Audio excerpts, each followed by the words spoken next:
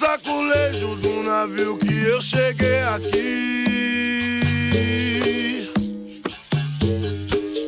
Meio morto, meio vivo, mas eu resisti. E o meu corpo desceu leve, desceu lá dos ares. Meio morto, meio vivo, foi que eu me senti. A sua chibata, por mais que me bata, se ela não me ataca, eu vou resistir. A sua chibata, por mais que me bata, se ela não me mata, eu volto a fugir. Mas quem nasceu, O tema é o tráfico escravo. Um tema que deixa o triste. Um tema que nós capoeiristas temos que ter conhecimento, porque está na nossa gênese, da arte que a gente ama. Eu comecei a ler esse livro e tive contato com esse livro há 4 anos atrás e me marcou muito e eu sabia que retomar a leitura dele ia custar, o que eu fiz agora durante essa semana. É difícil ler o que está escrito nesse pequeno livro, tá? O nome do livro é Memórias a respeito dos escravos e tráfico da escravatura entre a costa de África e o Brasil. Foi escrito por Luiz Antônio de Oliveira Mendes. Bom, quem foi Luiz Antônio? Ele nasceu em 1750, né, em Salvador, na Bahia. Faleceu também lá, aos 65 anos de idade mais ou menos, ainda depois de 1815 ou 14, que ele faleceu. Foi formado na Universidade de Coimbra, em leis, e foi frequentador e voluntário das aulas de filosofia e medicina. Bom, a publicação desse texto foi feita em 1793 e foi publicado em memória, né, da Academia de Ciências de Lisboa em 1812. Esse período em que ele fez essa publicação, e eu fui tentar saber mais ou menos qual era realmente a situação social e os meios, ou seja, isso vem tudo próximo àquela Revolução Francesa, a mudança dos pensamentos humanos, né, a Declaração de Independência dos Estados Unidos e toda essa corrente de pensamento, toda essa transformação humana demorou infelizmente a chegar no Brasil. O Brasil ficou muito atrasado em relação aos outros países nas mudanças de mentalidade.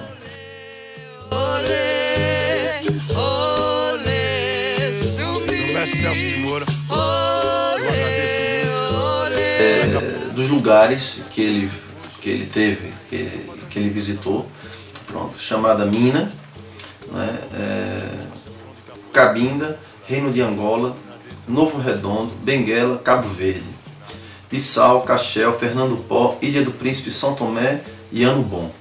Pronto. Diz que o negro vivia em satisfação plena, livre, viviam, né, o modo de vida deles era através da poligamia, faziam corte nas faces também para definir as famílias com que eles faziam parte, para definir o estatuto social que cada um deles tinham, né, e esses cortes às vezes chegavam quase perto do osso, dizia ele. Além dessas marcas naturais, se eram tidos como escravos, recebiam a marca do reino, eram carimbados como gado, né, pela coroa. E essa marca chamavam de carimbo. E eles viviam da agricultura, da caça, da pesca, no meio de subsistência também, né? Trocavam mercadorias, comiam muito feijão cozido, né, com sal de pedra. Fala depois até dos instrumentos que eles utilizavam, fala aqui dos atabaques, do ganzá, da marimba, que é o nosso berimbau. África e eu sou Nagô. África e Moriô. África Uma das regras que existia era não poderia ninguém ser pego com as concubinas do outro homem.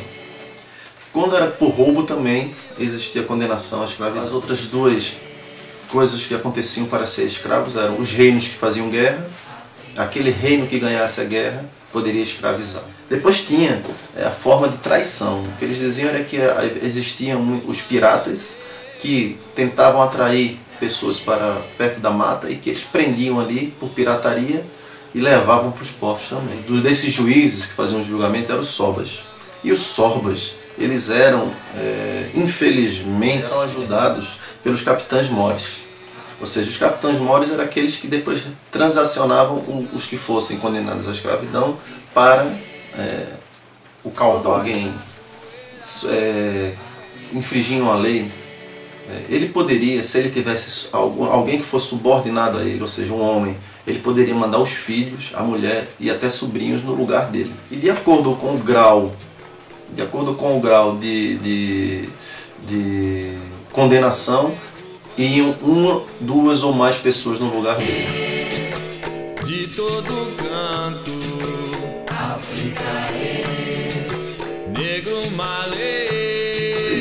Ele retrata aqui com muita precisão de com que forma eram tratados os negros, né, nesse caminho para o Senhor lá do outro lado do mar, lançados a ferro, onde só come o que os primeiros inimigos da humanidade, tiranos, lhe querem dar. Ou seja, os tumbeiros, né, ou funidores eram pretos, libertos, o livro, vivem do tráfico. Eles iam percorrendo todos os lugares onde tinham pontos de julgamentos para escravos e permutavam aquela mercadoria, que ele levava 100 homens carregando mercadorias para fazer a troca por escravos, e depois voltava e ia permutando, ia trocando, fazia essa cadeia de transação, né, humana, né?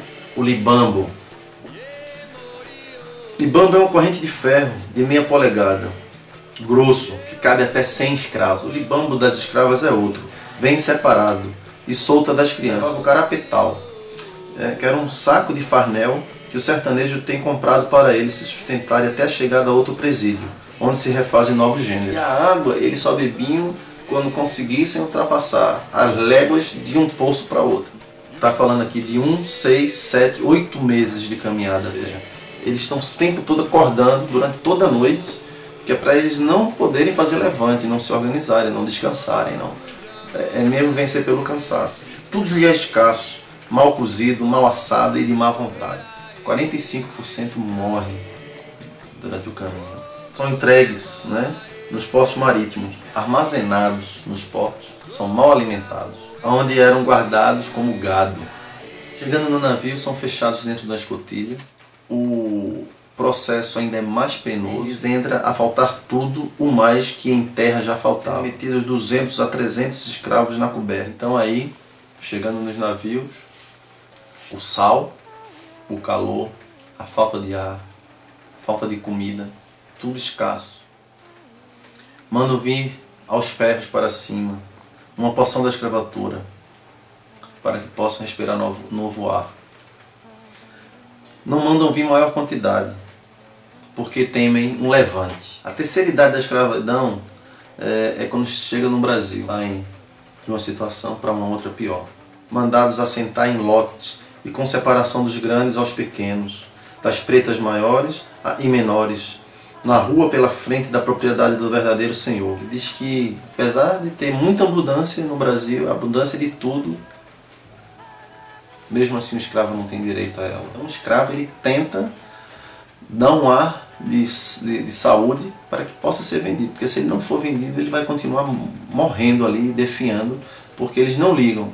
Não existia o tratamento médico para eles. Os próprios médicos, uns entre eles, não tiravam um chapéu por sinal de respeito ao outro que fosse médico de negros. Às vezes os senhores pegavam os escravos acorrentados e levavam para passear na cidade, mas não era para fazer passeio, nem ficarem saudáveis, não, era para mostrar mercadoria. Os tiranos fazem divertimentos da crueldade.